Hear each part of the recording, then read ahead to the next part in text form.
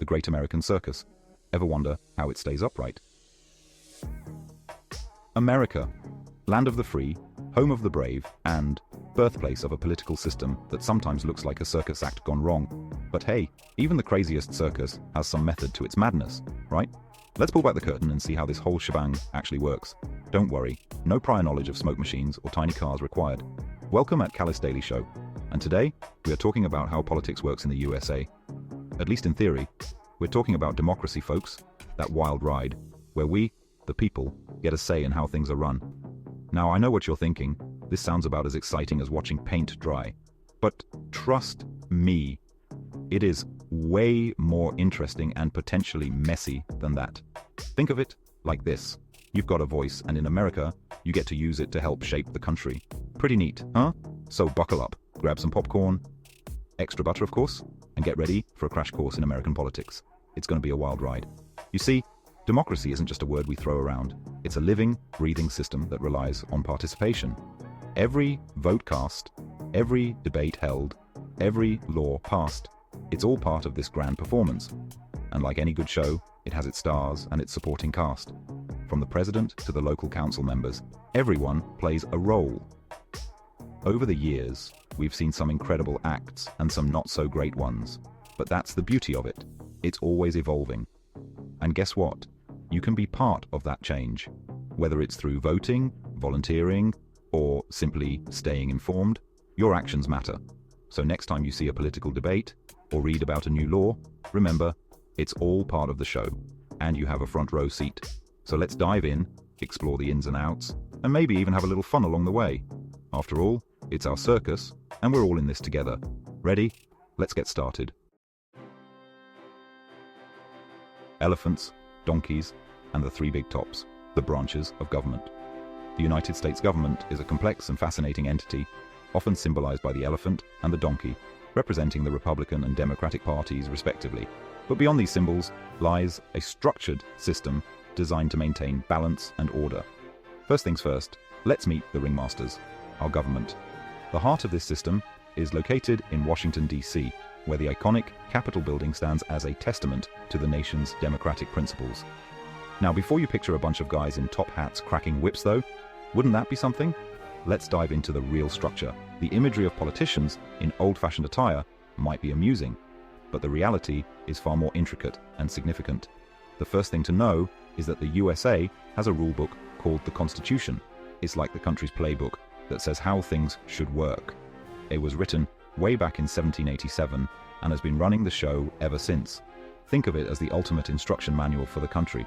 Now, to make sure no one has too much power, imagine this.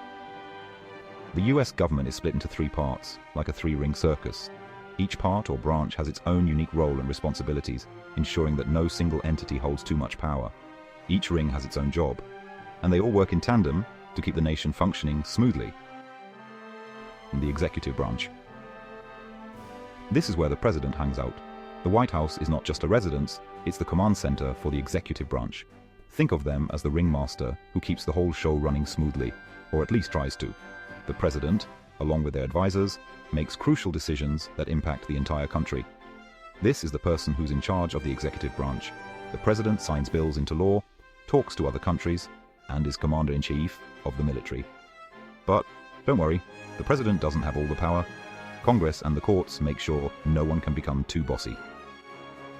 The legislative branch, this is Congress, the folks who make the laws.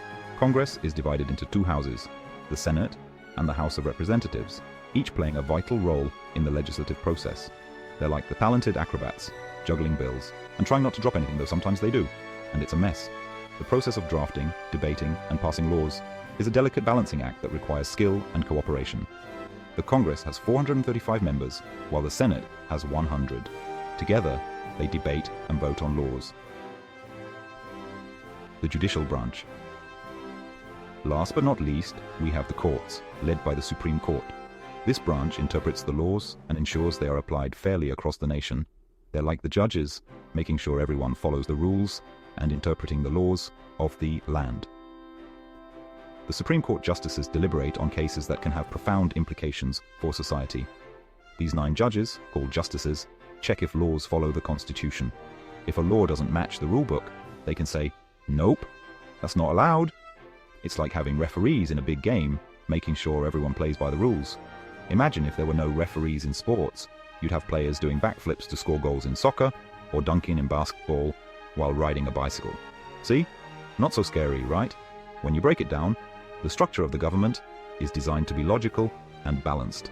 These three branches work together, ideally to keep the country running and make sure no one gets too much power. Collaboration and checks and balances are key to maintaining a healthy democracy.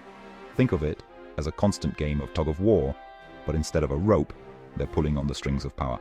This dynamic tension ensures that power is distributed and not concentrated in one branch. Now, let's move on to how those laws actually get made, shall we? The legislative process is a journey from an idea to a bill, and finally, to a law. Because that, my friends, is where the real fun begins.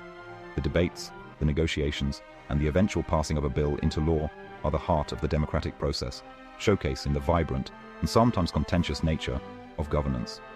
Now, how do people get into these important jobs? Through elections. Every 4 years, people vote for a new president. Members of Congress are also voted in, some every 2 years, and senators every 6 years. Voting is like picking the captain of your team. Everyone gets a say, but it's up to the voters to choose wisely.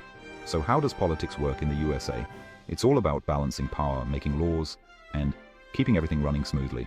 It might seem tricky, but the more you know, the more you can get involved. And who knows? Maybe one day, you could be part of making the big decisions. Thanks for watching. Remember, politics might seem complicated, but it's all about people working together to make things better. Stay curious with Cali, and see you next time. Don't forget to subscribe, like the video, and share it with your friends, and share your thoughts in the comments.